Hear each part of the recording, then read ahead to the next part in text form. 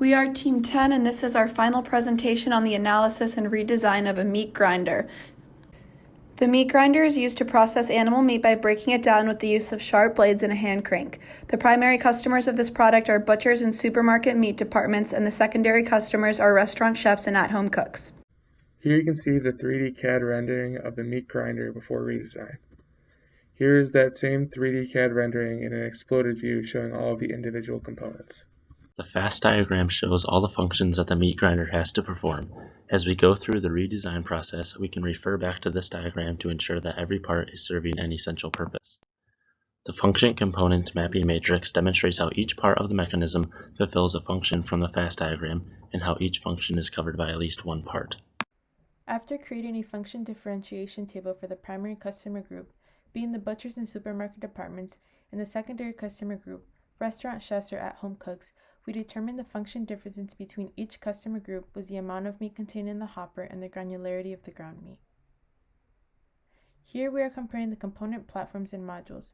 On the left under platforms, we have components which are shared by the designs.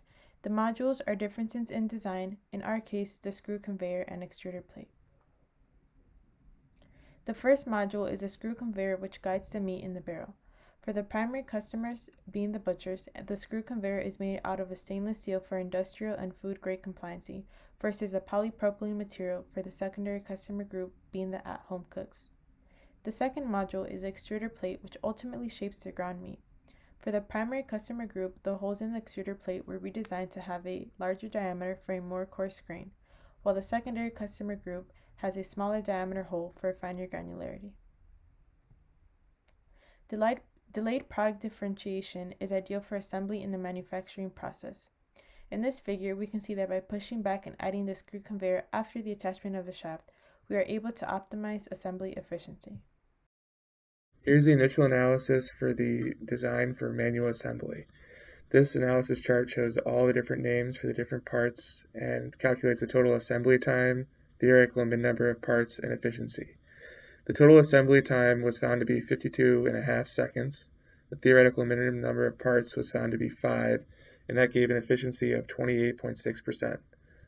The first part that we redesigned for manual assembly was the crank.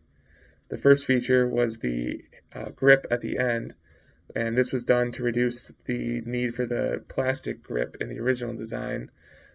So what we did was increase the diameter at the end for easier grip. The second feature that we had was an arrow on the side to facilitate orientation during assembly. And the third feature that we had was to prefer snap fit over originally it just screws on. The platform feature that was redesigned was the barrel. The first design change was a hole on the top that allows for easier insertion of the hopper. The second feature that was added was an arrow to help facilitate orientation. And the third feature at the end was a snap fit for the lock instead of the original design, which had a screw fit. After the two parts were redesigned, the final analysis chart, which as shown, had a total assembly time of 50.37 seconds, a theoretical minimum number of parts of 5, and that gave an efficiency of 29.8%, which was increased from the original design. The quad chart suggests that parts with high manufacturing or assembly costs and high functional importance should be redesigned for assembly. The shaft, screw conveyor, and cutter each serve multiple functions and have high assembly costs, so the assembly shown in the picture should be redesigned. Before redesign, automated assembly cost $8.95 to assemble the three parts. This high cost is mainly driven by the low volume of production, which is 10,000 assemblies, but the cost can be reduced by redesigning the parts. 3 changes were made to the shaft to reduce the automated assembly cost. The ring on the shaft was removed so that the screw conveyor could be inserted from either end. The shaft was made symmetric about the Z-axis so that the complexity of orienting the part would be reduced, and the end of the square boss was chamfered to make inserting the cutter much easier. These improvements to the assembly reduced the cost by $1.55 per assembly for a final cost of $7.40. For the redesigned barrel, we identified the most critical dimensions to be an outer diameter of 95 millimeters and a length of 155 millimeters. These are the critical dimensions because they relate to the function contain meat. These dimensions ultimately define the amount of meat contained in the meat grinder.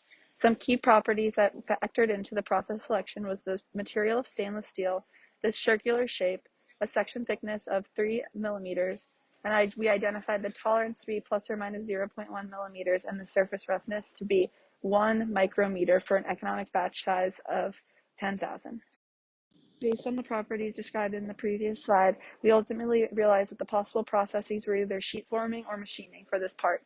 We ultimately chose sheet forming as the final process because we thought it would be less expensive in the long run. The necessary secondary process is welding to weld the final shape and to attach the barrel to the hopper and clamp frame. The most critical dimensions of the crank were defined to be the length of 180 millimeters and the inner diameter of 19 millimeters. These are most critical because they relate to the function push meat. The overall length is directly proportional to the amount of force that is applied to push the meat, and the inner diameter must be the appropriate size as it connects directly to the shaft that will push the meat. Some key properties are 3D shape, solid shape, a material of aluminum, a tolerance that we defined as plus or minus 0.5 millimeters, and the economic batch size of 10,000. Based on the properties described in the previous slide, the possible candidate processes were die casting and machining for the crank.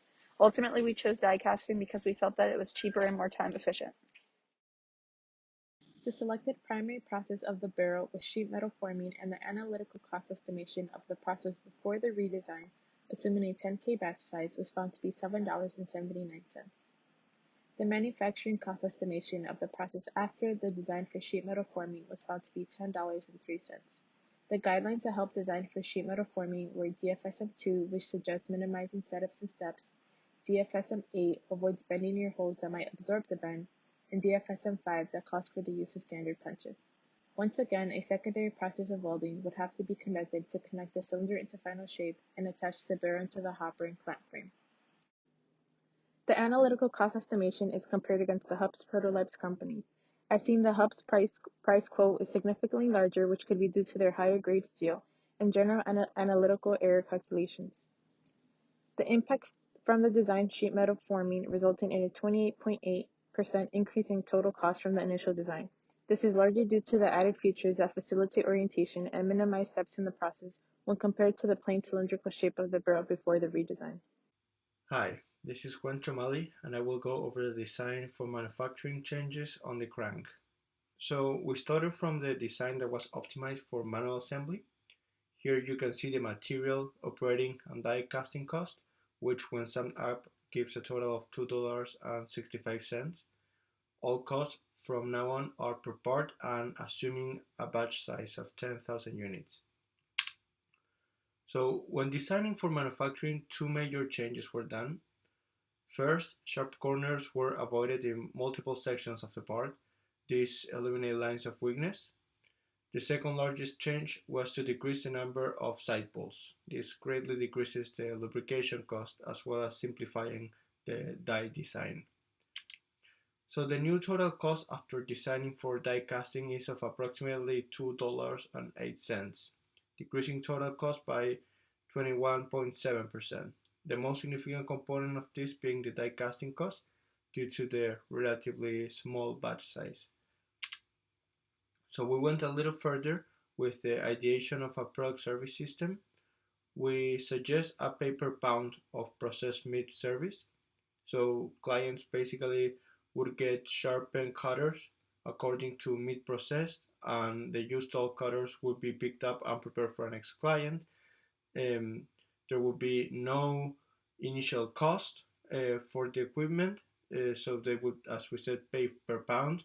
Replacement components would be free of additional charge, and the best part, of course, being that there will be no maintenance required to be done directly by the client. So to close up, assembly cost was reduced by $1.55, while manufacturing total costs were reduced by $2.82. The new design reduced the part count by 1 and increased the assembly efficiency by 1.2%. However, as a snap fit is used now, it may be less reliable than the previous lock. Also, the new design makes it harder for cleaning. So we would start all the process again. We would probably focus on redesigning elements of the clamp subsystem for manufacturability, as it is where we see great opportunity for cost reduction. Thank you. Are there any questions?